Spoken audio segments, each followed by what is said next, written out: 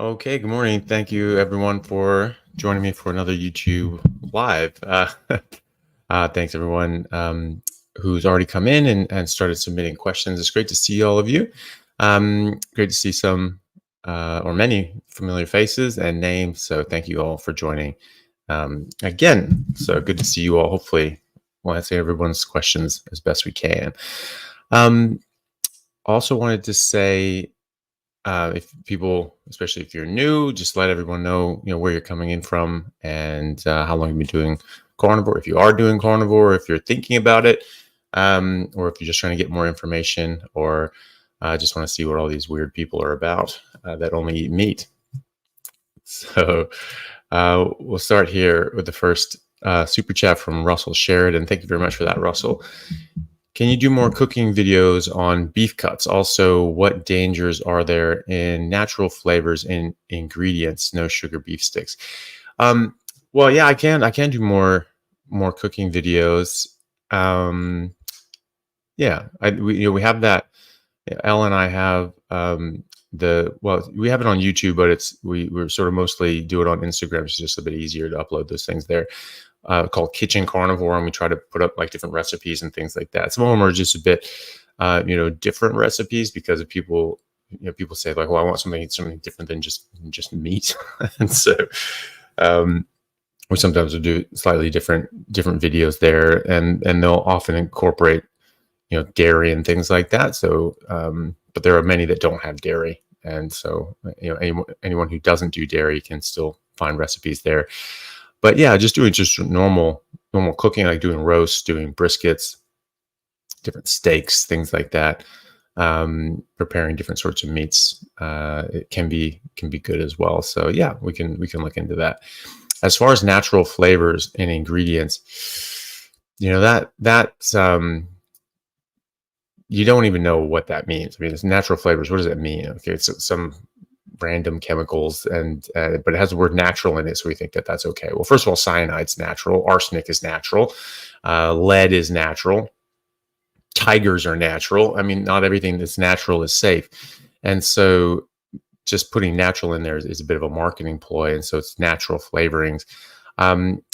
If you go on YouTube and things like that, you'll have a lot of different people talking about the natural flavors and what that actually means. Even news productions. I think there was like 60 Minutes did something on natural flavorings.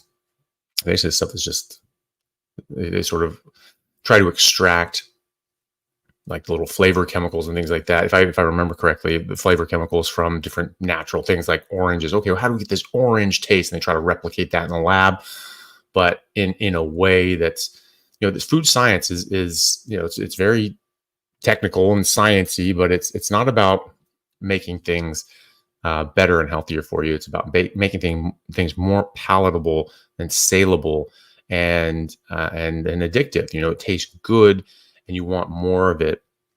And as they said in this one thing I saw, that they wanted that really good, strong burst of flavor at first. You get that, wow, that's amazing, but not last long. They want it to go away quickly so that you want more, so that you eat more. So you get that big bang, good taste, and then it goes away.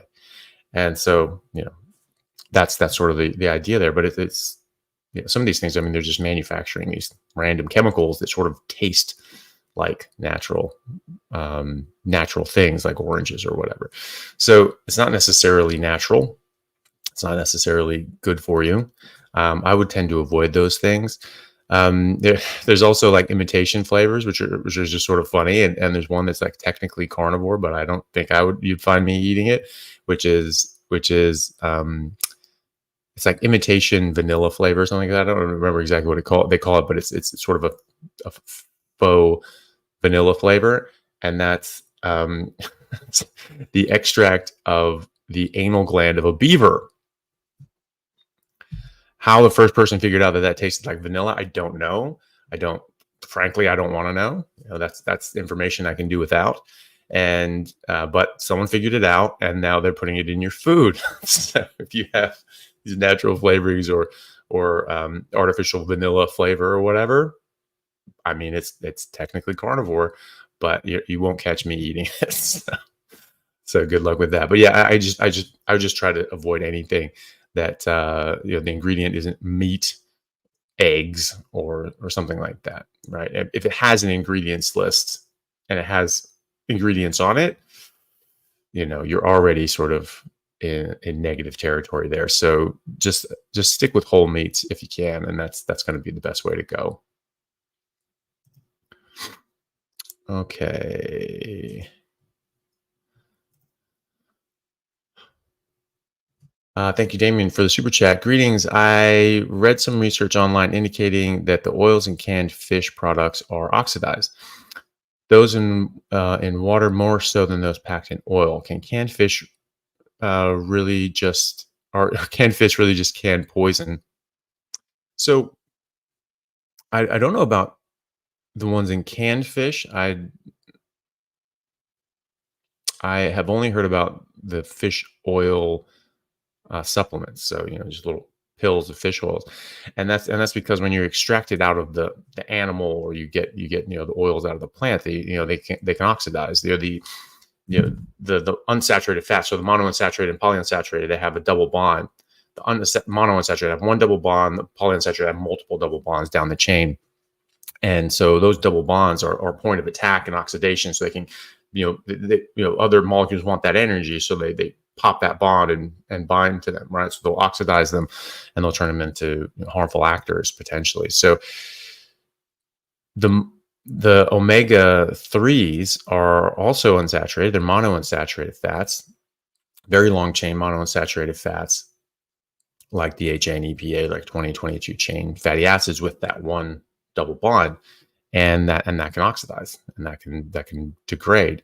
So if you extract that out of the fish and you put that into a tablet, you see different reports, but at one point I saw, I read somewhere that they were saying it was like as much as 70% of the fish oil supplements were already oxidized and nasty by the time they hit the shelves. Now, how long does one of those bottles last? Quite a long time, right? If it was like 200 pills in there, and you're taking one a day, that's most of the year or much of the year, and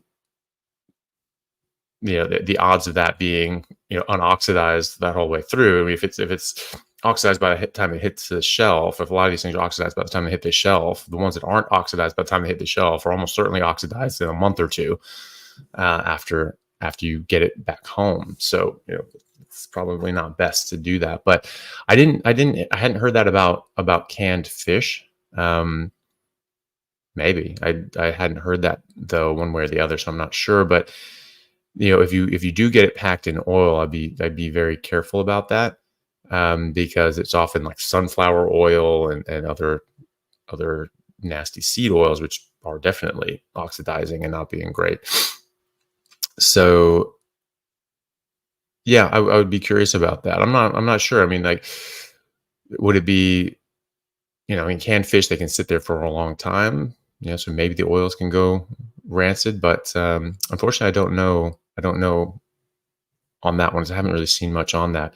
I would be surprised though. Like, normally when the oils are still in the meat of the animal, it's pretty good, because it's sort of trapped in the cells, and just it's not really being exposed. It's not being exposed to air. It's not oxidizing, but usually it's not getting to a point where it can degrade. So I would be surprised by that, but unfortunately, I don't know 100%.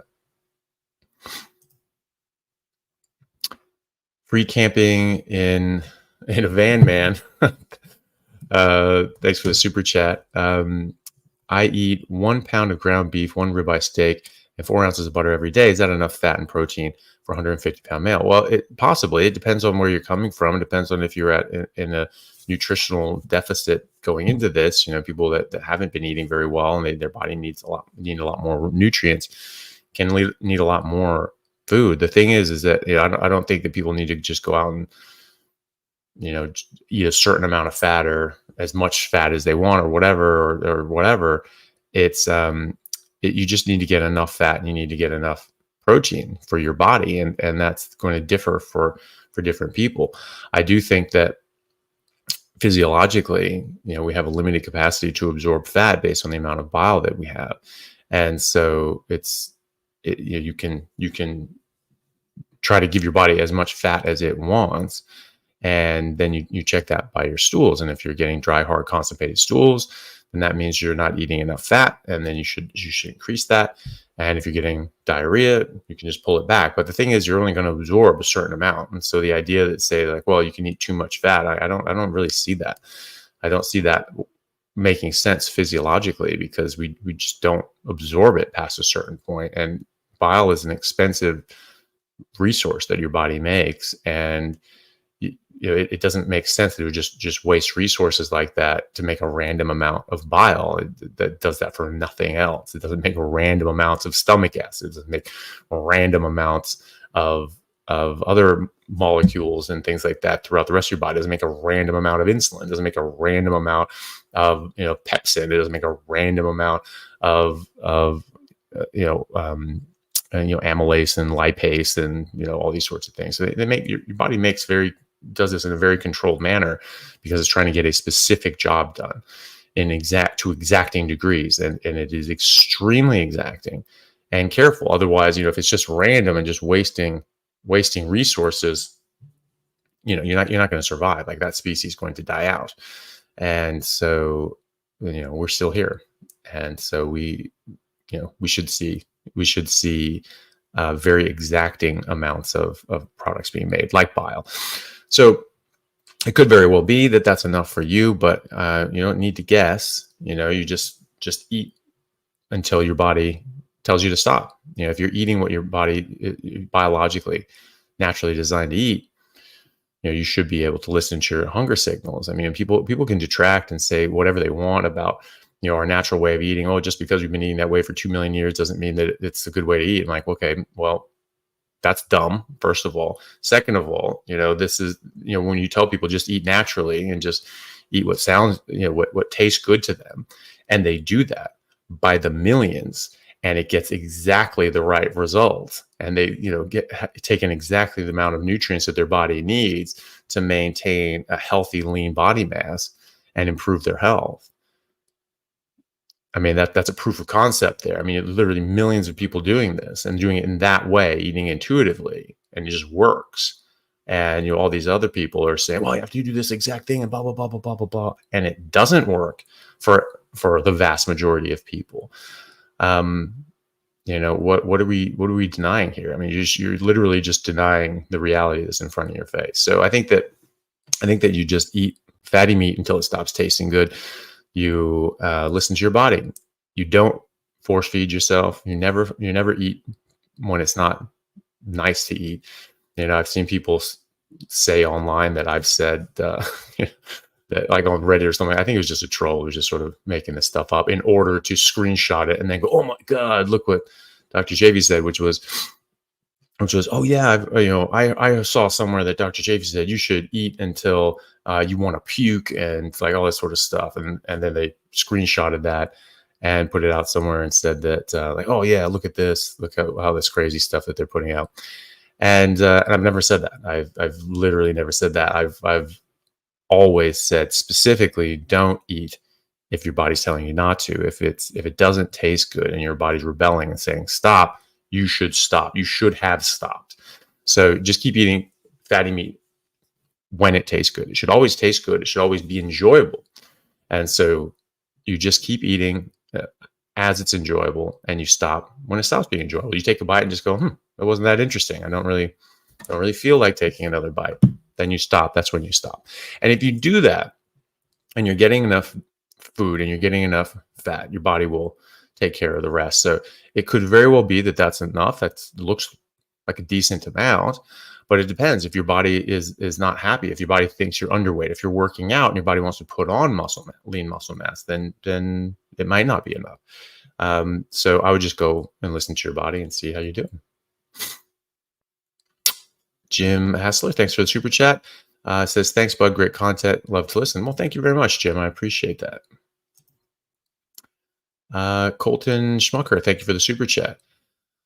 I've stopped drinking after being a heavy drinker for a while. Really good job. That's awesome. My liver, kidneys, heart are a little damaged. Fatty liver. Will carnivore help to heal? Yeah, it absolutely can. I mean, and the main thing that's going to help your body heal is getting off the alcohol, which you've already done. So that's fantastic. That's really a great job. getting off that can be very hard to do. And, especially when you get to the point where you're damaging your body, that's obviously very difficult to do. So really well done there. Really just avoiding these harmful things is what's going to help. And the reason one of the main reasons I think that carnivore helps people is that you're eliminating out all these other things that can cause harm, and you're just giving your body what it needs and what it's biologically designed to have. And that's what it comes down to. We're supposed to, animals eat what they're designed to eat in the wild, and that's when they do best. And when they don't do that, they don't do as well. And so if we do that, we'll do best. Fatty liver is absolutely caused by alcohol. It can also be caused by sugar. Fructose specifically has been shown, and in studies in humans that have met the Bradford Hill criteria for causation, to cause fatty liver. And you remove fructose, you remove alcohol, and this can remove the causative factors of fatty liver, and your liver can heal. Your liver can heal up until the point of cirrhosis, which is scarring of the liver. Once that starts to happen, now those parts of cirrhosis, the cirrhotic parts of the liver, those aren't going to come back. But any stage up until that, it can come back, and the whole thing doesn't go cirrhotic. It's not just one big lump of scar; it's just pieces of scar tissue start building up, and you get less and less liver function. But if you are at the fatty liver stage, you still have time to reverse that, and it can, and a lot of people do. And so you just eat as cleanly as possible, and just eat meat as your body tells you to. Exercise, especially anaerobic exercise. So weightlifting, sprinting, those are the best things for you, and those can also help improve your health metabolically. Fatty liver disease can be a sign of metabolic dysfunction elsewhere. I mean, it is. And this can go along with fatty deposits around your heart, in the abdomen, visceral fat, pancreatic fat, fat in your muscles called myosteatosis, which is really just marbling in humans, right? It's the same principle. We give a bunch of grains and sugar and alcohol to beef to fatten them up and get all that marbling, like Wagyu, and I think, was it Kobe beef? Sometimes I'll give them like beer or sake and things like that. And this helps with that marbling and depositing fat where it's not supposed to be. We get that too. We get human marbling, eating the same things, and we see, and people, I have seen people like Lane Norton was just like, oh my God, what the hell is this about? This is something we see in clinical practice all the time. I don't know if Lane looks at MRIs regularly. I don't know why he would. He doesn't work in that sort of area, but I look at MRIs all the time, and we see fatty deposition in the muscle tissue, and that's called myosteatosis. There's a name for it, so that's something that's there, and that's what it's from. It's just human marbling. That's something that Dr. Sean O'Mara talks about a lot as well, and so and he's found. I mean, he is the visceral fat expert, the pathological deposition of fat expert, like myosteatosis. And that's what he found in his studies and research. And he's done large studies with thousands and thousands and thousands of people doing abdominal MRIs and things like that, studying this. And he found that the best diet for reversing this pathological fat deposition is a carnivore diet. And the best exercise was high intensity anaerobic training, sprinting, weightlifting to failure. And so that's what I would do.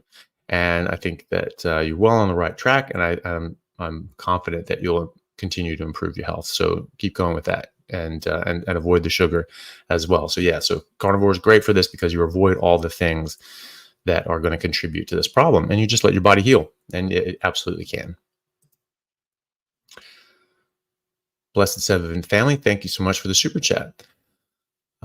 Question: my doctor's alarmed by my ApoB level of 177. Please, any advice? I'm carnivore, eat only beef, eggs, and trying to stop 2 cups of coffee daily. I do not want statins. Well, statins, first of all, stop your body from making large buoyant LDL molecules, which is the LDL that you want. And so there are over 100 different particulate sizes of LDL. The large buoyant ones are generally recognized as the ones you want. That's why your body makes them. They can get damaged and glycated and have problems and things like that, and potentially be an issue down the line. But that's from glycation, that's from oxidation, that's from doing things to them. And the statins don't stop that. They just sort of interrupt your body making the large buoyant LDL. So that's first of all. Second of all, ApoB is a well, it's a non-specific marker, because there are other ApoBs in your body that aren't necessarily like a problem. They're actually, still attached to your LDL, and they're just there. So you actually can't differentiate what sort of ApoB that you're talking about. And so, that's not as clear a marker as people may think.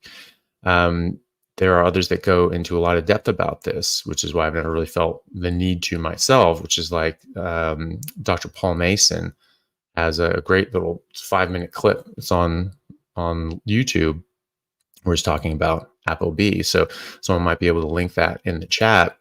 It's just Dr. Paul Mason talking about, ApoB and talking about this, how this is actually a very non-specific test. It doesn't really give you all that much information. So if people want to know more about that, I would take a look at that.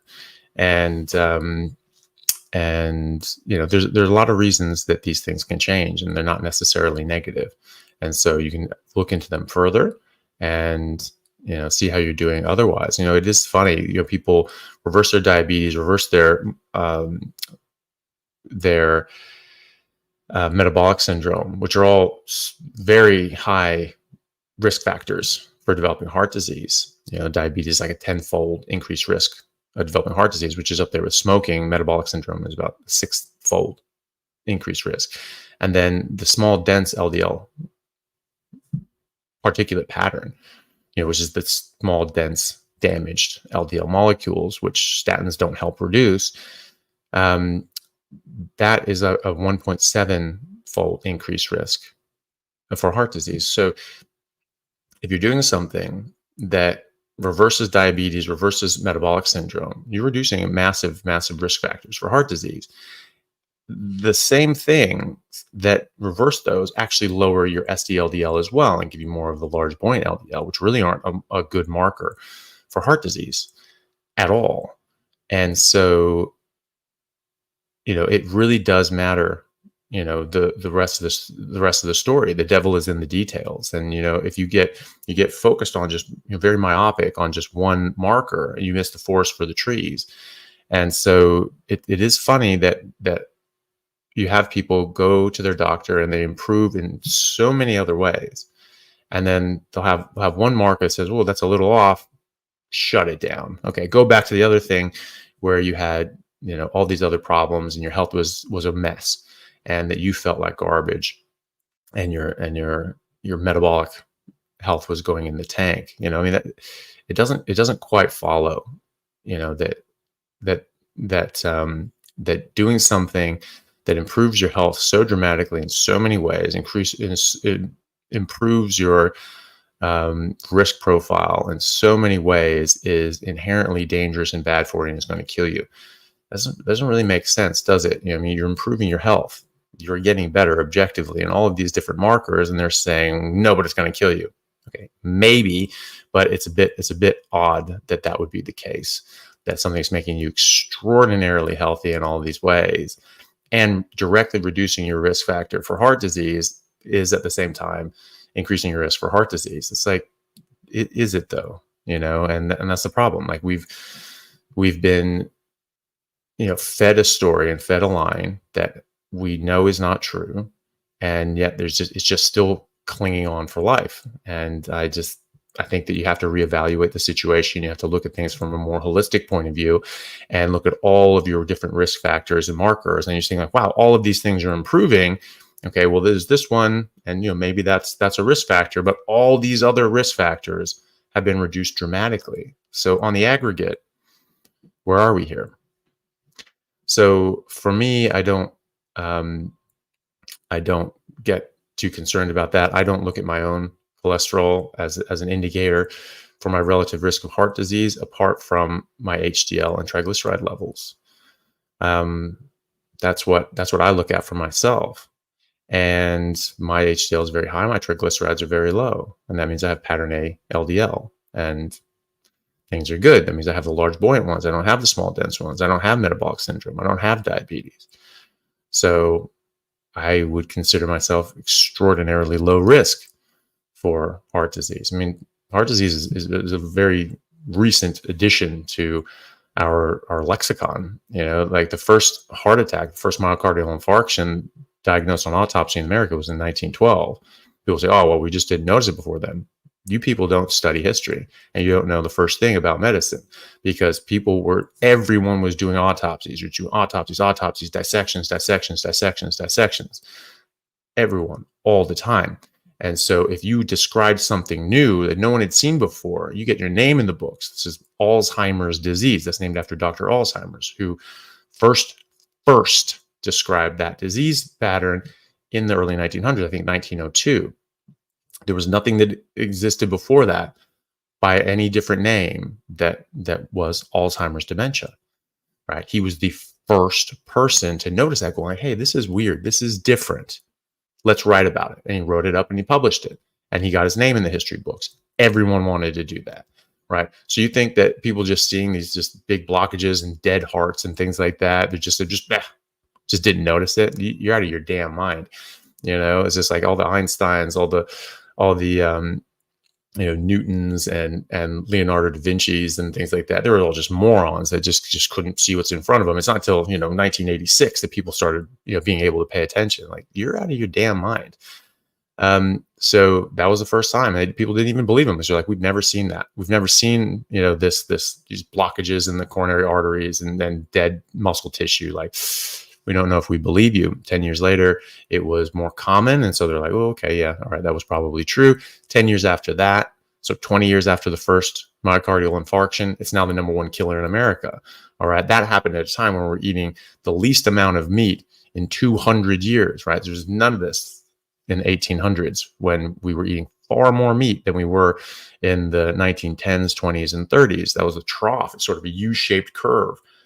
And so we started eating more meat after that, but it was already the #1 killer, while meat was was at the lowest point. So it just doesn't make sense to me. It doesn't follow. It's literally not even associated. There's no association between meat consumption and saturated fat consumption and heart disease. There just isn't. And the Journal of American College of Cardiology published a massive paper in 2020 looking at all the randomized controlled trials and meta-analyses and all the top data and evidence on saturated fat and its relationship to heart disease. And they found no association between saturated fat intake and cardiovascular disease, but they did find an inverse association between saturated fat intake and stroke. So the more saturated fat, the less likely you were to have a stroke. The less saturated fat, the higher your risk of stroke. And that was from the best available evidence. And that was from authors that did not have a narrative to push. They were actually authors on major papers condemning saturated fat and cholesterol previously. And now this is sort of them saying like, oof, actually, we got that one wrong. Sorry, guys. This is actually a better way to look at it. So a bit more involved maybe of a question, but it's an important one to address. And so I would definitely keep all that in mind and look at Dr. Paul Mason's video on ApoB online and just look at what the evidence actually shows. Woody, thank you very much for the super chat. Any comment on people with hemochromatosis on a carnivore diet? Yeah, this is one that comes up. It's I've only sort of spoken to a few people with hemochromatosis, and it's been when they were getting ready to try it or maybe worried about trying it. I have seen people with high levels of iron and ferritin, things like that, who didn't necessarily have hemochromatosis, or they tested negative for it, and their levels came down, because it's more about iron metabolism and the utilization of iron than just like you're getting too much iron in your body. I mean, people with hemochromatosis, they get the same amount of iron or less than other people, and it just builds up because there's some sort of metabolic issue. So, I would suspect that, when you actually start working normally, your body starts working. I mean, we didn't have venipuncture, going back, thousands of years, millions of years. And so people that had that, if they were just going to die from iron overload, they would die pretty early. They wouldn't be able to breathe. And so we probably wouldn't see it in the genetic population, but we do. And so what does that mean? That means that somehow they had to survive. And so if you were potentially, eating a more appropriate diet, then potentially your metabolism of iron would be better. And I certainly have seen that in patients that I've had, and I've been able to test their labs, and I've seen, literally just had one Tuesday that had that, and they normally had very high, ferritin, iron levels were always elevated, and so they just gave blood regularly, but they tested negative for hemochromatosis, but still, the effect was the same, that they still had sort of iron overload, and they had to donate blood for that. And they didn't test. They went carnivore, and so they didn't give blood, and they didn't test it for like 5 months, and came right down all on its own. So I think it's more of a metabolism thing. Now, I'm people doing hemochromatosis and things like that and talking about it. That's still anecdotal, but it is good information, and so you at least get an idea of what's going on for other people. And I know that Dr. Sean Baker has with Rivera Health. I mean, they've got a database with well over 12,000 people in it. So they've got a lot of good data points there. And he said that he has seen people with hemochromatosis improve. And so it actually doesn't get worse. So I think that is something about the metabolism going on there, as opposed to just too much iron, right? Or just, too much iron in their diet. Worst case scenario, they still just give blood. It doesn't really change too much, and it improves your health in many other ways. But there are people reporting that it gets better, and I've seen that personally with some of my patients as well. But albeit they didn't have diagnosed hemochromatosis themselves, just too high iron, and which amounted to the same thing. So I think either way, it's well worth the effort. It could very well improve the situation. Worst case scenario, they still give blood, and their life improves in 1,000 other ways. So it's still worth giving it a go. Shotgunette, thank you very much for the super chat. My number 1 and number 2 both smell like ribeye. And I sweat a lot at night. It makes me think I'm eating way more than my body can absorb. Should I eat less? Well, maybe. I definitely don't. Like I said earlier, you definitely shouldn't force feed yourself. Some of these things do come through. I don't know why number 2 is smelling like ribeye. I think that's probably a good problem to have. Because you just certainly don't. You'd rather have it smell like ribeye than number 2. So, but that is interesting. I have heard that with like pork, like when people eat a lot of pork or like pork shoulder. I mean that can definitely change the smell of your urine, and it can be a very strong odor. But I haven't heard that with ribeye. I certainly haven't experienced that with ribeye, but maybe it's just something you're just sort of a bit sensitive to, and it's a bit different than what you've experienced before, and so maybe that's what's going on. I don't think necessarily it's that you're eating too much, unless you're force feeding yourself. If you're eating a lot and you're eating more than your body wants, and you're just shoveling it in anyway and sort of force feeding yourself. I mean, some people say, well, it takes me like 2 hours to finish a steak. Okay, well, then you were done 2 hours ago. You should stop when your body's telling you to stop. And that, if you have to force yourself to eat, then obviously your body is rejecting it and saying, please stop this now. And so as long as you're not doing that, I don't think you're eating too much. It's just sometimes just some of these chemicals get through and maybe change the odor of things, but I don't think necessarily you're eating too much unless you're force feeding yourself. So I would just keep eating intuitively, And if your body's saying, yes, that's good, keep going.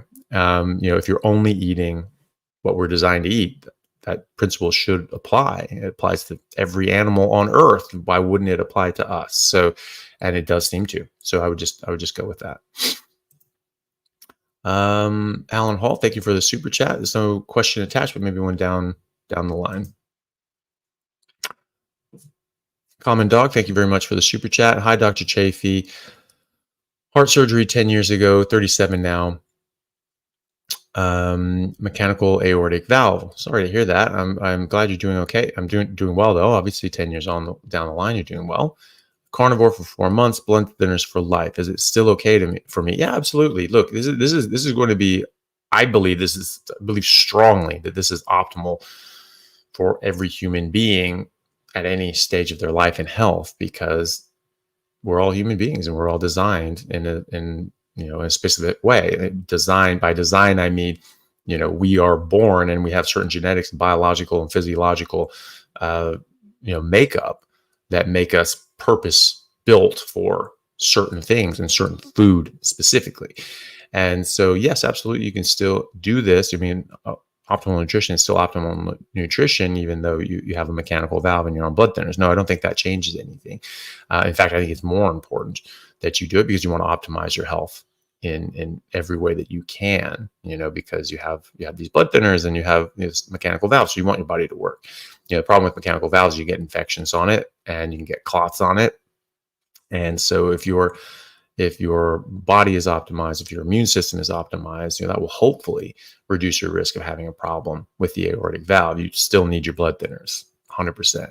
You don't change that, but the diet, absolutely. And it's never a bad time to not eat poison, right? So if you're saying, well, I have this condition, should I still eat poison or not eat poison? I'm like, I always will side on the don't eat poison thing, unless you're using that poison for medicinally.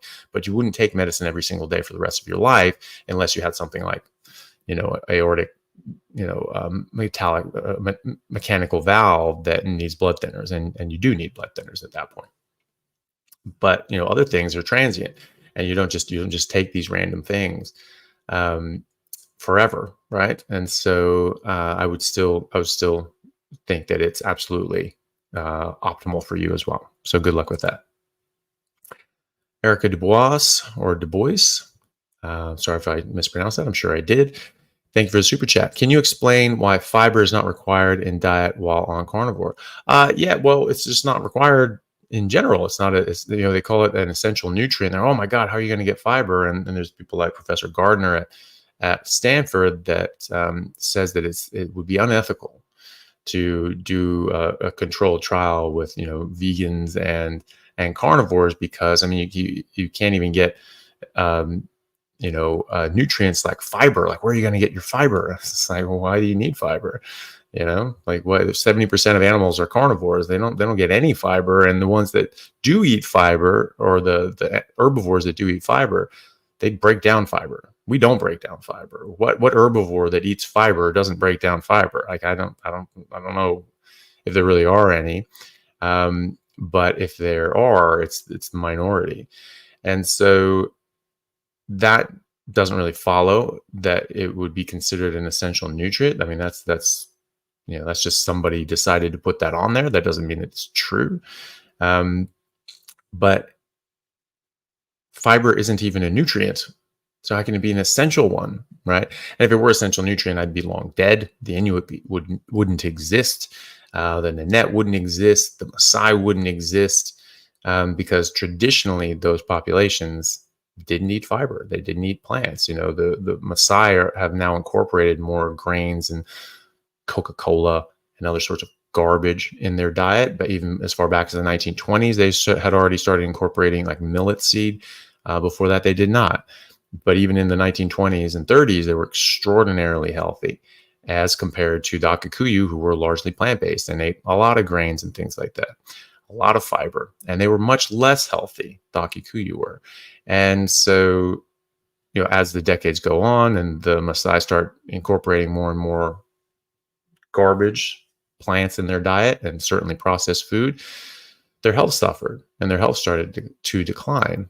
But traditionally, no, they did not have that in their diet, and they did not have those health ramifications. That was an advent of incorporating these plant foods and fiber and processed foods, which generally doesn't have fiber in their diet.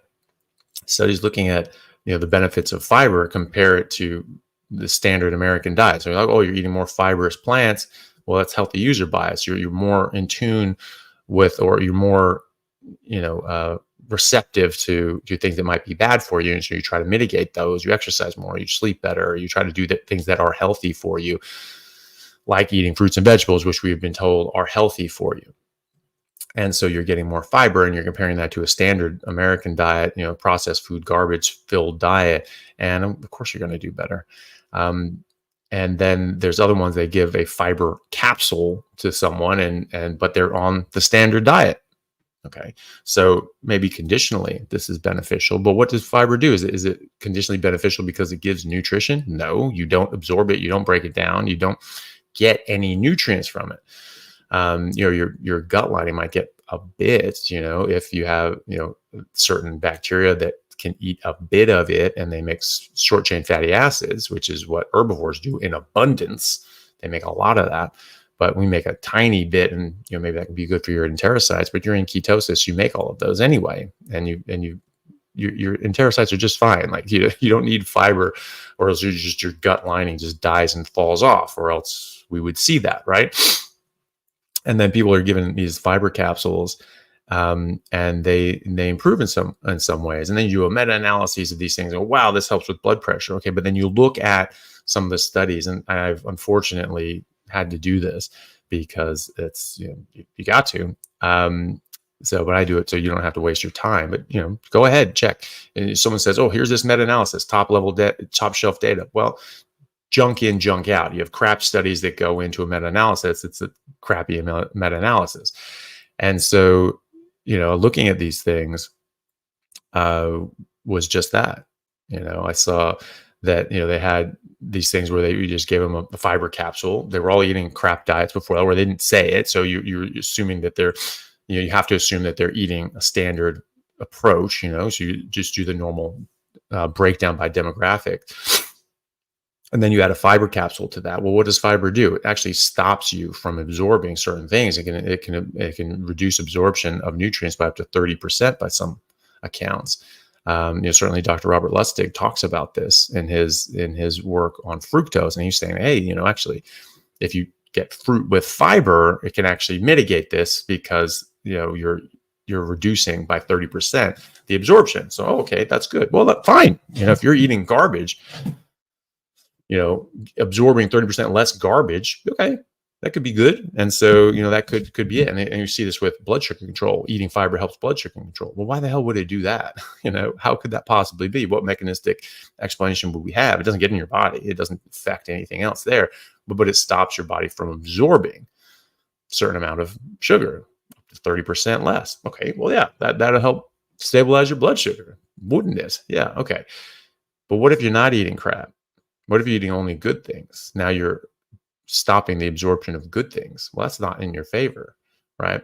So they don't test that. They don't test adding a fiber capsule, to people like me who aren't eating crap or just eating good things. What does that do? And so when you look at those studies that add fiber to a standard diet or to whatever people are eating, and their blood pressure goes down, well, that's great. Well, how much did their blood pressure go down? And in one of these studies, in this meta-analysis that was just supposed to be the end-all be-all, it was like an average of like 1.4 points. Okay, so you went from, they didn't, just making up numbers here, but you go from like blood pressure of 160 to an average of 158.6. It's like, wow, it just really lowered your blood pressure. Wow, I'm so impressed. But then they run with that and they say, fiber lowers blood pressure. I'm like, yeah, yes, technically it does. Is it enough to actually mean anything? Probably not, but it technically does. You're correct. So You don't need fiber because no one needs fiber. You don't need fiber on a carnivore diet because no one needs fiber. If you're eating high octane garbage, maybe this can help. But there's a great video lecture really that's up on YouTube from Dr. Zoe Harcum, who I've had on my podcast recently, which is great. So if anyone who hasn't seen that, do look that up. It's fantastic. And she does a whole thing on fiber, and one of the studies she talks about is it's with over 2,000 people, and this is just general population. This isn't whatever, and so this is just normal people, and it found that the high fiber group actually had a higher rate of cardiovascular death, right? So the mortality rate of heart disease was higher in the high fiber group. So like that's not good. I'm not sure why that would be, what the mechanism would be, or what other confounders would be in there. But you can't just, if you're going to take all these other sort of epidemiological things, saying, oh well, this can improve and blah blah blah, this is, or even smaller experimental or whatever. I mean, you can't discount all these things either, but you have to at least sort of think about it. So she does a great lecture on that. Large study, over 2,000 people, higher fiber diet, died more. Okay, so that's probably not what you want. But if you think about it from a mechanistic point of view, why would we need it? It's not a nutrient. We don't break it down. We don't get any nutrients from it. So it cannot be a nutrient. It certainly cannot be an essential nutrient. If it's not a nutrient, it cannot be an essential or inessential nutrient. It's not a nutrient. And so that's just misclassified. And so maybe in certain conditions, fiber is beneficial. Sure. In the context of eating a proper diet, I don't think so. And I think that it can actually be detrimental, certainly from just simply from stopping you from absorbing nutrients that you want. And so I don't worry about it. And you certainly don't need it to defecate. That's ridiculous. You just eat more fat, and your stools will be nice and soft, just like 70% of all animals on Earth. They do just fine going to the bathroom, or going to the woods with what they're eating without fiber. Sharon Thurman, thank you very much for the super chat. I have my son on a carnivore diet, hoping that it will help with his delays. Recently found out he has areas of gray matter heterotopia, according to UCSF. Thoughts on if the carnivore diet can help? Thank you. Well, it depends on what's causing that. And I'm very sorry that he's having trouble with his development. I do think this would help. I mean, I don't know exactly what is going on there, and why that's being caused, and what's the cause of that. Obviously, it matters what the underlying cause is, to see if changing diet will improve that. However, I can tell you that providing him with optimal nutrition and avoiding everything that could be potentially negative to his development is always going to be a good thing. And so, especially neurologically, especially for neurological development, it is very important to get all of these fatty acids and the DHA and EPA and those omega-3s that only come from animal fat. They don't exist anywhere else, and you just don't make them properly without getting them. So you need them; they are essential. And all the different, many different essential nutrients that are required for our brain and neurological development, those all come in meat, and those all come in animal fat. And that's very, very, very important to get. Also, being in a state of ketosis is extraordinarily important for brain development, proper brain development. It's also good for mitochondrial function and dysfunction. You can actually damage your mitochondria and with various things that you're eating, but also just having high insulin and being in that alternate metabolic state that is called the fed state, which I think is just a pathological defense mechanism against hyperglycemia, that your body is just trying to protect you by slamming up your insulin. I think that, that it's much better to be in our natural state. Infants and even fetuses are in a state of ketosis. And it's very easy for children to get into ketosis because it's very important for them to, because that's required for optimal brain development. Ketones cross the blood-brain barrier freely, and they can reconstitute into fatty acids and actually get used as the building material and building blocks for the brain. Also, your brain makes cholesterol, which is upwards of 20% of the physical volume of your brain. So people say, oh, you should take statins and things like that, and it's good for dementia. Like, well, that doesn't really make sense, because if it's stopping your brain from making cholesterol, which your brain does as a building block component of your brain, and that why would that be beneficial? Why would reducing the building materials and potentially stopping your body from rebuilding and repairing your brain, how would that stop and prevent dementia? I think that just doesn't pass the smell test. And maybe, but I think it's complete BS. And I think it's just people just trying to push the pharmaceuticals narrative. I just think it's complete crap. So, for kids especially, I think it's very, very important to be, in a state of ketosis much of the time for proper neuronal development. We have 100 years of evidence showing that ketogenic diets, like a carnivore diet is or should be a ketogenic diet. And, we have about 100 years of evidence on this, that it helps with things like epilepsy and certainly diabetes and migraines and other sort of neurological disorders. And we're just seeing more and more and more improvement with these sorts of things. So I do think it would help him. I can't say if it's going to help his underlying cause of his issue, but I would hope that it does. And I would expect it to help in many, many other ways, especially with neurological development. Always remember that there's a hard line between pre-agriculture and agriculture human beings in the fossil record. After agriculture, after they started eating more plants, their height, adult male height, dropped by 5 inches. That's the same disparity between the Maasai and the Akikuyu, by the way. Exactly the same. It's 5 inches adult male height. And the adult male brain capacity dropped by 11%. Adult female brain capacity dropped by 17%. So that's a hard line. That didn't take hundreds of years or thousands of years. That was bang, immediately. And so that is brain development. Your brain is not developing properly. It's not growing to its specific genetic design. And so that's negative, isn't it? And so,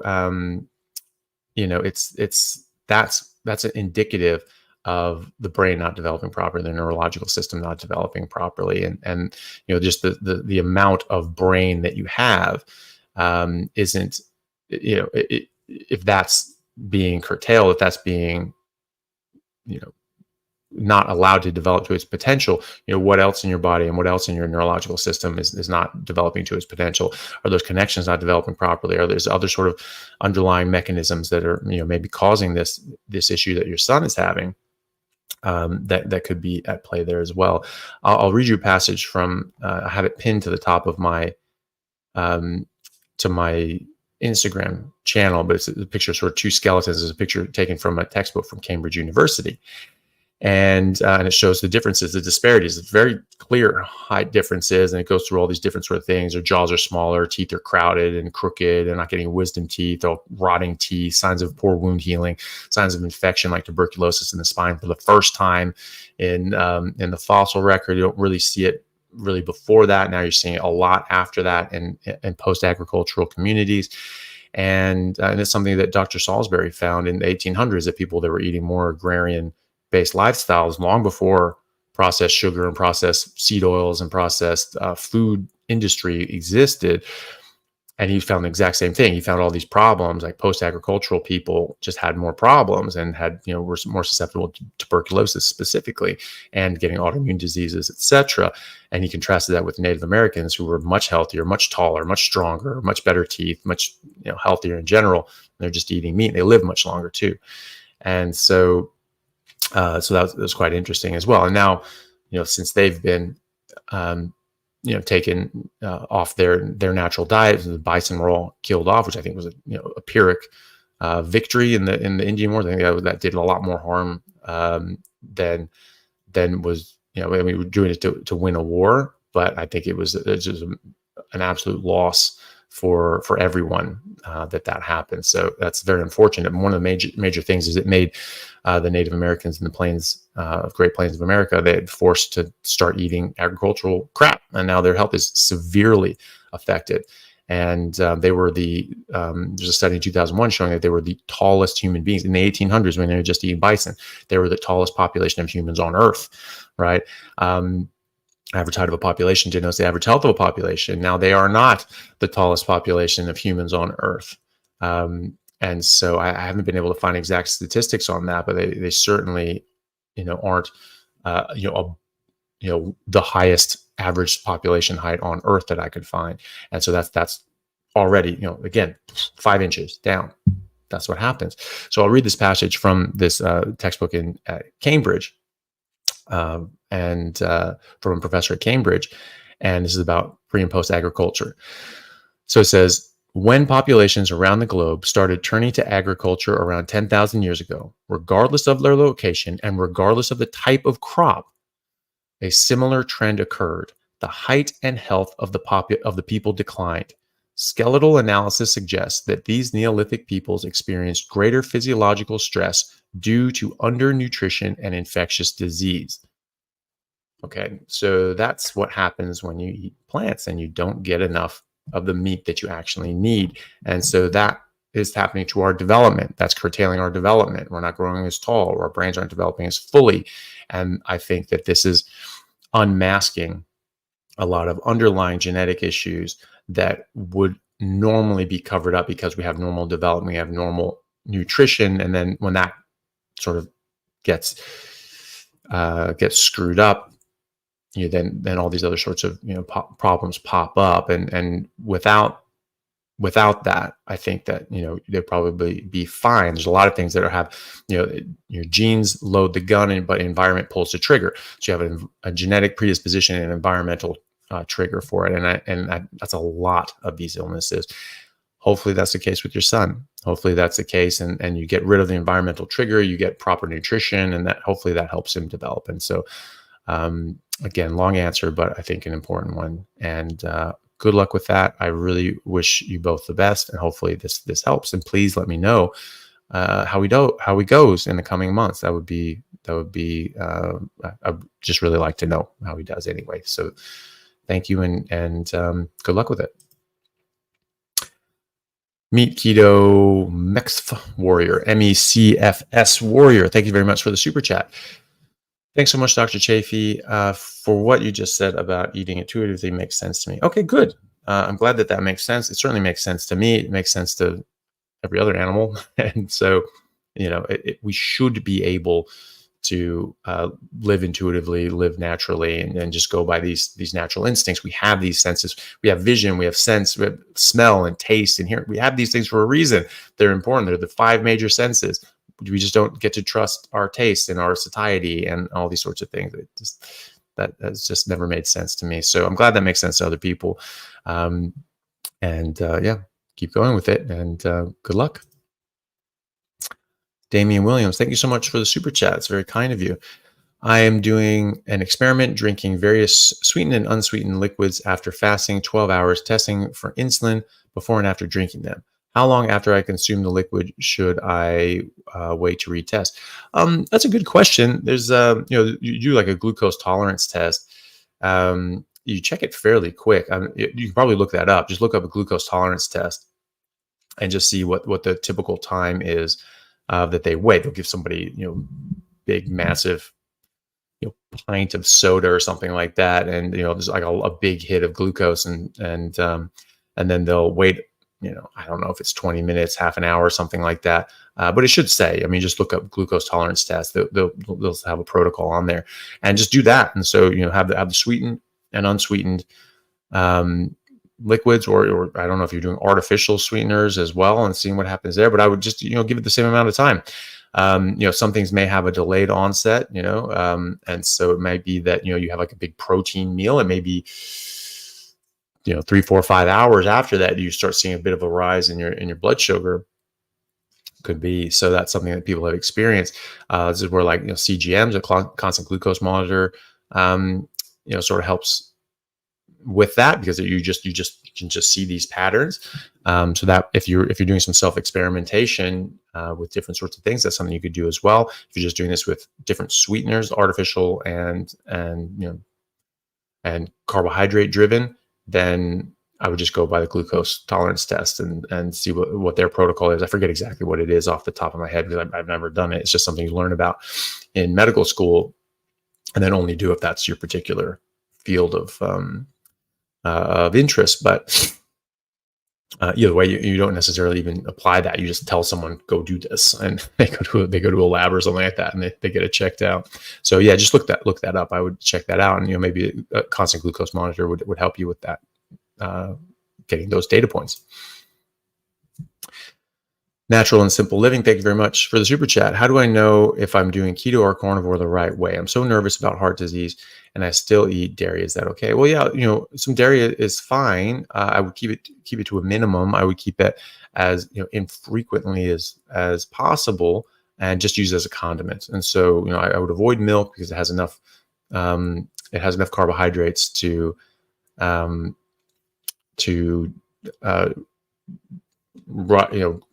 lift up your insulin and throw you out of your metabolic state that you want to be in. And so I would avoid that. And then just dairy, I would just use like cheese and things like that, just as a condiment infrequently. Meat is the meal.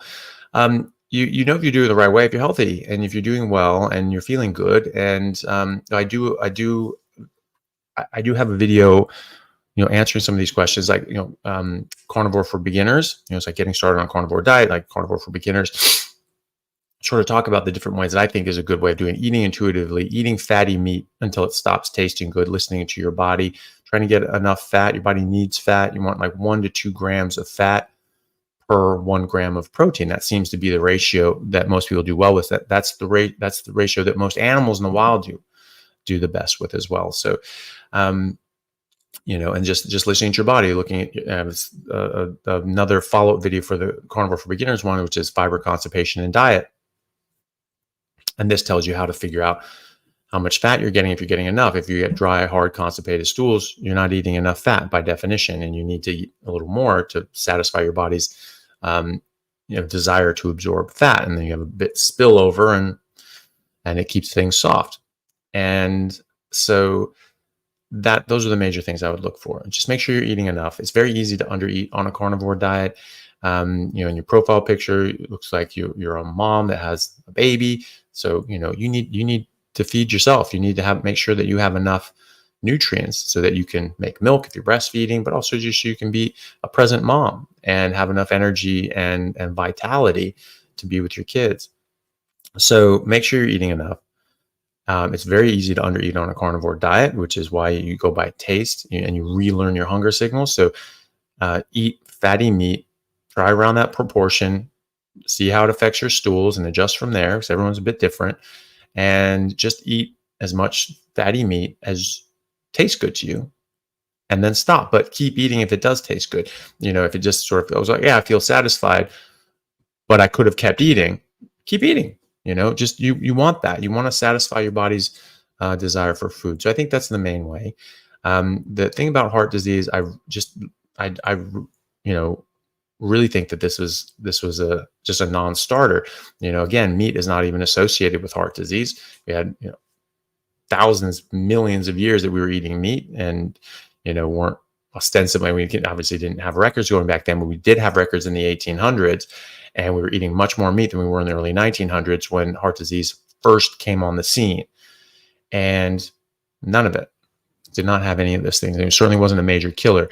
And if meat was a direct cause of this in the early 1800s, it should have been the number one killer of people back then. And because we're eating more meat in the early 1800s than we were throughout most of the 1900s up until more recently, in the recent decades.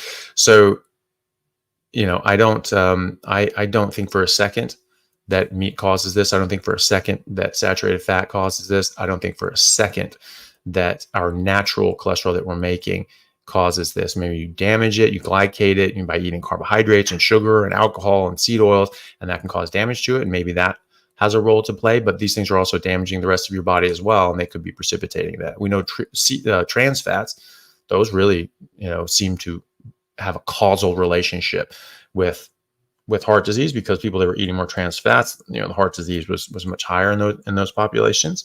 And so, your body just had never seen trans fats before. They don't exist in nature.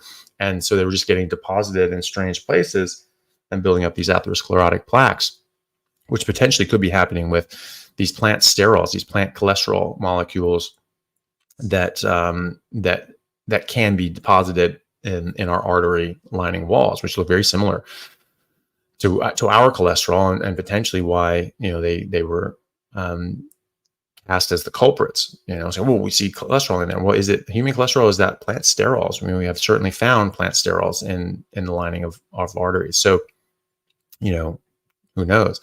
But the cholesterol model of heart disease, we know that the origins were fraudulent. We know that the origins were from the sugar companies paying off Ansel Keys, paying off various professors from Harvard and elsewhere to push this narrative, when there were studies coming out and evidence coming out showing that actually there's a direct correlation with sugar consumption and heart disease, which was a brand new disease in the 20th century.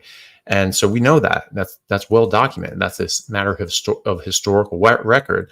And I never even thought that people could contest that. That's just history, and that's published. We have their internal memos. We have their contracts. We know what they got paid. And then people are saying, "Oh my God, you conspiracy theorists about the sugar companies." I mean, I was talking to someone about the other day, and they're just like talking about how this is like a conspiracy theory. Like, this is a matter of historical record, and you not knowing that is just your own ignorance. And if you have seen that and you've seen these publications, that they've done that, then that's just your denial of reality. So this is not what we've been told that it is. And the Inuit, who ate a lot of meat and a lot of fat in the early 1900s, just really didn't get heart disease pretty much at all. And then it started creeping up. They were still well under what the rest of the population of Canada, for instance, was experiencing with heart disease. And even up until the 1990s, they had much lower rates of heart disease. I thought maybe it was genetic. They had genetic protections, and they found that nope, actually they have pretty much all the genetic risk factors for developing heart disease. And okay, we don't know what the hell is going on, because these people eat a whole bunch of fat and meat, and that definitely causes heart disease. And they smoke very early. So they on average smoke, I believe, from 8 years old. So they're smoking very young, which is definitely a risk for heart disease.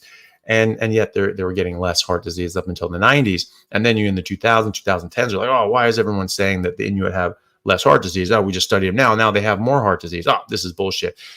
Okay, idiot.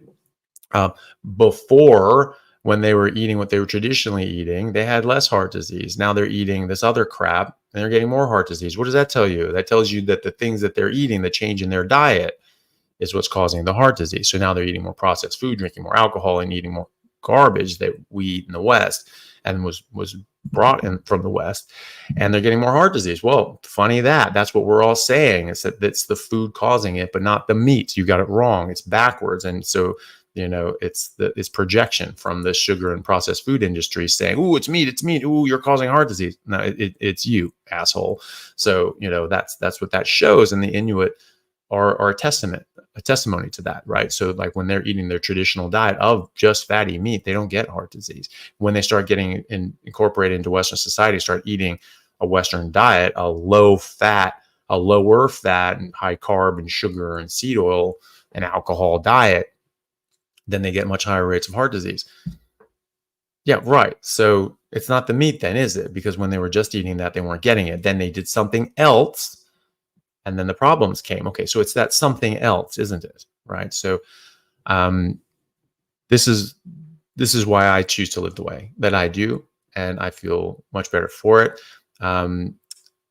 Dave Feldman is doing fantastic work showing this, that these lean mass hyper-responders, people that have very high LDL, but also high HDL and low triglycerides, on like a keto carnivore diet, and they've just published data showing that, like, yeah, it's actually, they're not developing heart disease. They're not actually getting atherosclerotic plaques or anything like that. This isn't actually doing anything negative to them, and so that's good. Also, you have to remember that just fasting If you fast 12 hours for your cholesterol test, you'll get a certain cholesterol. If you fast 14 hours, your LDL cholesterol will be higher. Why is that? Did those 2 hours put you at risk of developing heart disease? Why would it? It's that you're not eating. It's just your body's doing its thing. This is a metabolic issue. So when you just stop eating for a number of days, your LDL shoot up. Well, it's a metabolic state. So when you're in a metabolic state where you're running on fat, you have to mobilize fat, move it to your body, move it to your liver, and make blood sugar and glycogen and ketones and things like that, so that you can run your body and have energy. This is why I have energy. It's why I'm able to do this. I'm not eating carbs, and so I make all the carbs I need. My blood sugar is normal. My glycogen is normal. And I replenish my glycogen faster than athletes who are sucking down sugar water. That's been shown this year now too. So, just not eating raises your LDL cholesterol. Is fasting a risk factor for heart disease? No. In fact, a lot of studies show that fasting is really, really good for you in a lot of different health markers. So hopefully that reassures you. Hopefully that helps you a little bit. Obviously you have to do what you're comfortable doing. And, stress is definitely a risk factor for heart disease. And so if you're worrying and stressing and freaking out, that's obviously not good. So, whatever you do, you should be doing something that you feel confident with and feel safe with for you and your family. And I hope that you do. I think that that's a carnivore diet. I think that's the best thing for you and your kids, especially for the kids who are developing. They're going to develop to their best potential, but whatever you do, you need to be happy with it. You need to be confident with it, and you don't want to be worrying about things. So, just keep looking into things and researching things and looking at, Dr. Paul Mason, his things on cholesterol and heart disease, and Dave Feldman and Zoe Harcum, and, just people, and get both sides of the story. You can look at the other people saying the opposite, if you want to, and see which evidence you should do. You should always look at both sides of the evidence and see which one you think holds water, see which arguments you think are better. So good luck with that.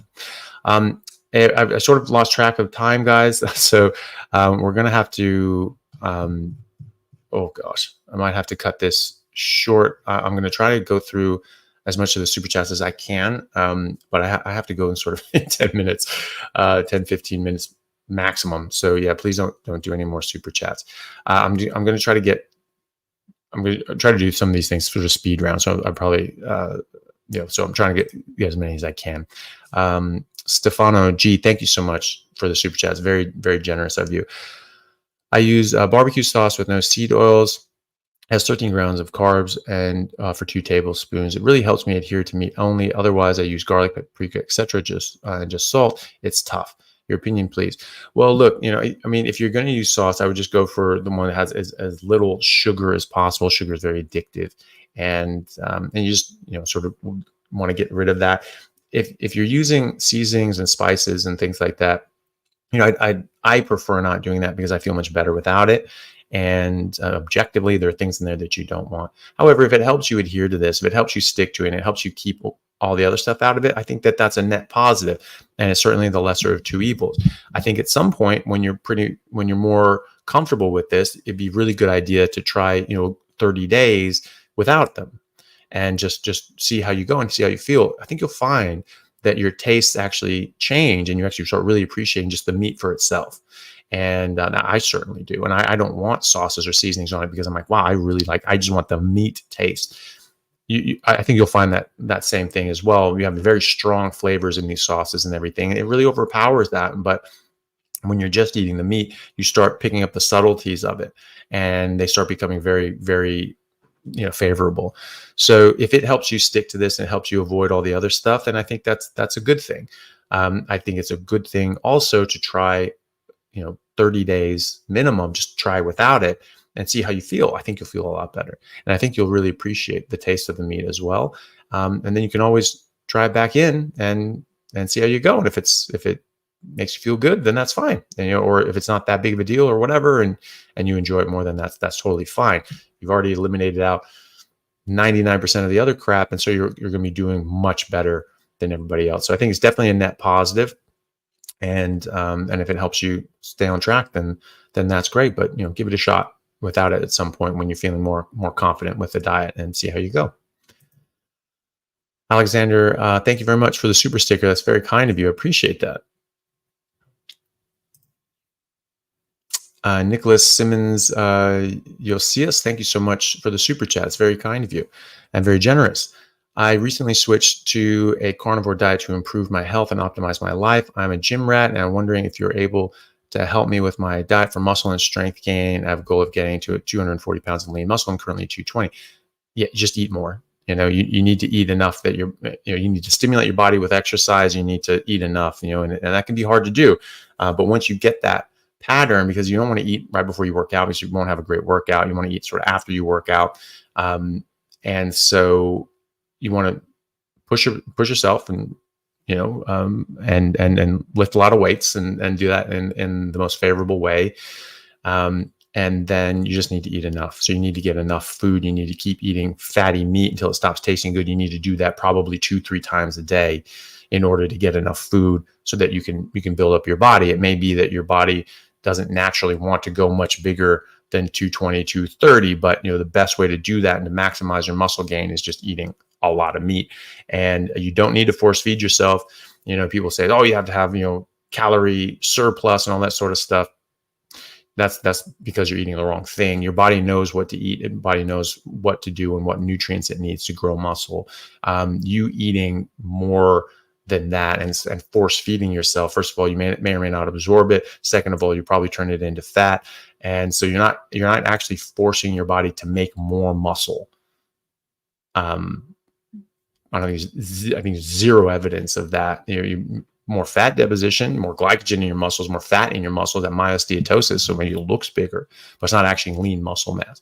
So you don't want to force feed yourself. You just need to get enough. And so just keep eating fatty meat until it stops tasting good. Do that like 3 times a day and see how you go. And you have to time that properly with your workouts because you don't want to box your workout by eating too much, beforehand. But, I work with, different athletes like, Ryan Talbot is NCAA Division I, 2-time All-American decathlete. And he was sort of saying, hey, I'm losing weight or whatever. I'm like, hey, you need to eat more. You need to eat more. And so he figured out times that he could sort of stick in more meals. And then the problem was he was putting on too much muscle, right? So it's a good problem to have. He's just like, yeah, I actually have to work out less. Because if the more I work out, I'm just slamming on muscle, and it was more than you need because he's doing high jump and pole vaults and hurdles. He needs to keep a somewhat lighter frame, and so that's what you do. You just need to stick. You need to just stick those meals in there, and if you do that, you'll find that you will never put on lean muscle mass easier than when on a carnivore diet. So good luck with that. I'm excited for you. I think you'll do great.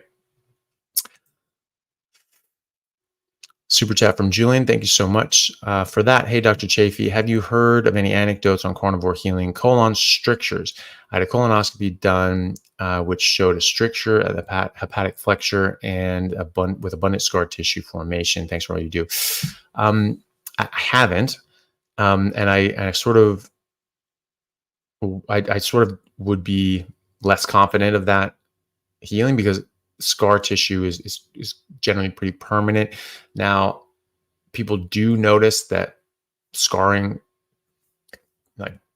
on skin and things like that, will soften. I mean, I've had some scars from rugby where it's just split my face open, in different, contact situations, tackle situations that those scars were, more pronounced. Now they're just much more faded. It's much harder to notice them. And a lot of other people notice this as well. And so, it could be that it could get some sort of, could ameliorate them in some fashion. They're not going to get rid of all the scar tissue, though, certainly, because that's permanent tissue. It's not going to be replaced with new healthy tissue. Could it improve it? Potentially. I mean, some people notice visible scars improving visually, but that doesn't necessarily mean it's going to help from a structural functional point of view. Hopefully it does. But unfortunately, I don't know if it will, but it would be interesting if it does. I think that less likely to, though, just because the scar tissue is more permanent, but hopefully it softens it up a bit enough that you don't actually have any actual problems with it. At the hepatic flexure, things are sort of more liquid anyway. And if you're eating a lot of fat, it may not be an issue. If that keeping things nice and soft, that should pass pretty easily. So hopefully it doesn't cause any functional issues anyway. Up Mitch Carney, thank you very much for the super chat. 2 weeks into beef, butter, bacon, and eggs with under 30 carbs a day to start working towards 0 carbs. I've noticed daily bathroom has decreased to up to 3 days. Is this normal? Yeah, it actually is normal. You're absorbing 98% of the meat that you're eating or thereabouts. Contrast that, and so you're only 2% needs to come out, right? So that's not that much. Contrast that with fiber, which can be 95% of a fibrous plant being fiber. That all needs to come out, right? You're only absorbing maybe 5% of that or so, it depends on the plant. And so that's a big difference. So 2% is coming out instead of 92%, right? So there's a big difference. You just have less volume of waste coming out. And that's what's happening. As long as it's soft, that's the important thing. If it's hard, dry, blocky stools, then you need to eat more fat. And that's what that is.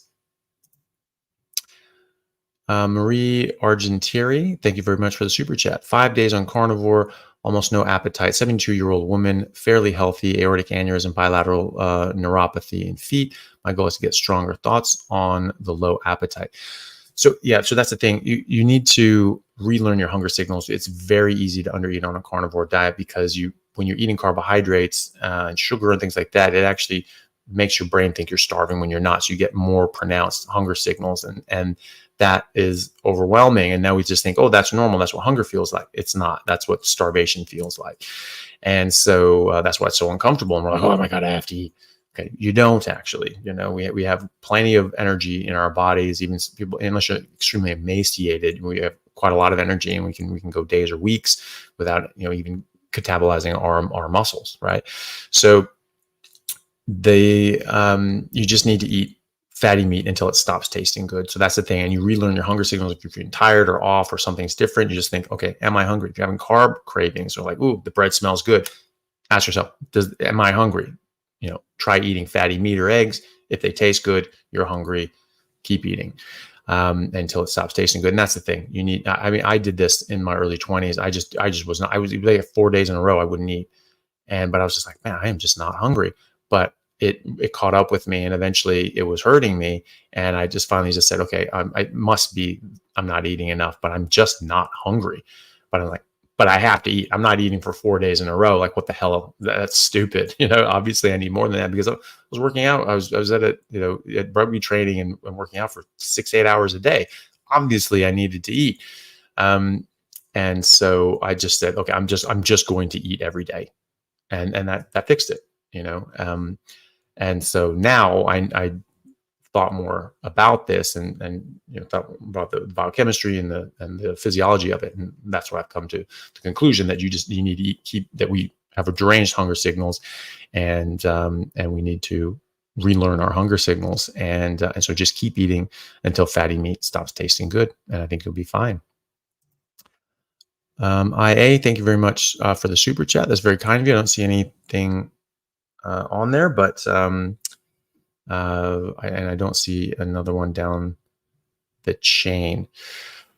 Okay, I can do one more, guys, and then I've got to run because I've got patients that are going to be waiting for me in about 20 minutes. So I've got to get dressed and run to the clinic. So this is the last question. Will be from Troy Dan 22. Thank you very much for the super chat, and thank you everyone for the super chats as well. Otherwise, I'm so sorry that I'm not going to be able to get to all of them, but we'll finish with this one anyway.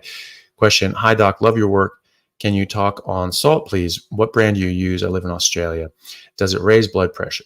Should we get iodine salt? Avoid anti-caking agent. Avoid Himalayan pig salt. Well, definitely avoid anti-caking agent. I don't know of anything in Himalayan pink salt unless they have anti-caking agent in it that should be avoided. Those mineral salts from like the mines, like Himalayan pink salt or Redmond salt. From what I understand, those are probably very good and great, and they have these minerals in them that are good for you. You want to avoid things. A lot of sea salts have a lot of microplastics in them, so that can be a problem. I don't think you necessarily need to get iodized salt unless you have an iodine deficiency. Then that can be beneficial. Does it raise blood pressure? For some people, it will. I think it's only something around 20% of people that are actually salt sensitive, that they actually need to avoid salt. Most people can salt to taste and not have any derangement of their blood pressure or deleterious effect on their blood pressure. If you're eating more salt and you're putting extra salt, then that can be a problem. Then some people, maybe 1 out of 5 people may need to just sort of reduce their salt. So see how it affects you. If you're noticing that you're having blood pressure issues, you can try cutting out the salt and see if that makes an effect. So yeah, just try that with yourself. Most people will be fine. Most people are fine just salting to taste, and you may find that eventually you don't want salt. A lot of people do like salt at first. Some people even find that they need more salt. They don't use all that much salt, and they need more salt. Then that can sort of normalize and settle down once their body sort of figures out how to stabilize your electrolytes. I find that I found early on that I salted pretty much normal as I did before, and then I started using slightly less, slightly less, slightly less, slightly less. And over years, I eventually didn't want any salt. So this past year, I've just stopped salting. And, if somebody else salts, I don't get worried about it, but it generally tastes too salty for me if even put a little bit of salt on it. And so I actually prefer no salt now, and I don't put any salt. And but that's after like 6 years, 6 years of just slowly decreasing the amount of salt naturally. I salted to taste. I just didn't want as much. My taste ran to very little salt, and now I don't want any salt. And so that's what I would do. So yeah, just salt to taste. The mineral salts like the Himalayan pink salt, the Redmond salt, I think are probably the best. They're not going to have the microplastics and weird things in them. Definitely avoid anti-caking agents. Those things are generally endocrine disruptors. They can screw with your hormones. So definitely avoid that. I don't think you need iodine unless you need iodine. And if you have a deficiency, then maybe some iodized salt are good, or some Lugol's drops or whatever. In some water. It can be quite harsh. Iodine is very caustic, and that's it. And just check your own blood pressure. If you have blood pressure issues, see if you're salt sensitive. Some people are. Most people will be just fine salting to taste. Okay. Thank you so much. I'm so sorry I didn't get to the rest of the super chats. I really appreciate all of you and appreciate all of the super chats. But unfortunately I have to run. Next couple times I will be in Seattle. I'm still going to try to keep to the same time, and I will have a bit more leeway and time to answer more questions. Because I won't be rushing to work shortly after that. So that should be able to sort of do some of the more longer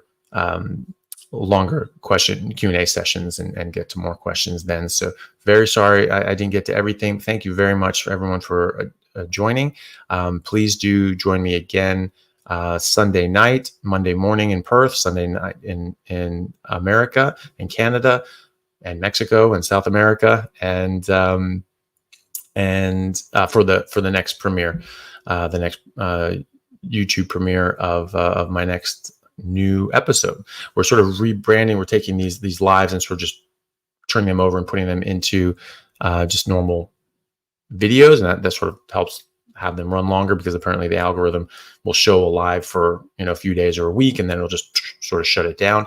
And then so you just sort of take it and put it in as an actual podcast episode or a YouTube video, and it'll sort of get promoted out longer to people. So that's what we're doing. So some of the new videos will be previous lives that I do. This will be put up as a normal video as well. But then there'll be new videos out next week, 2 new videos out next week.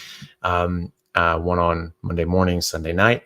And so please join me for the premiere there, and I will see you guys there. Thank you very much, everyone. Really appreciate you. And I will see you next week, same time next week for the live, and I'll be back in Seattle, and we'll see you all then. Thanks a lot.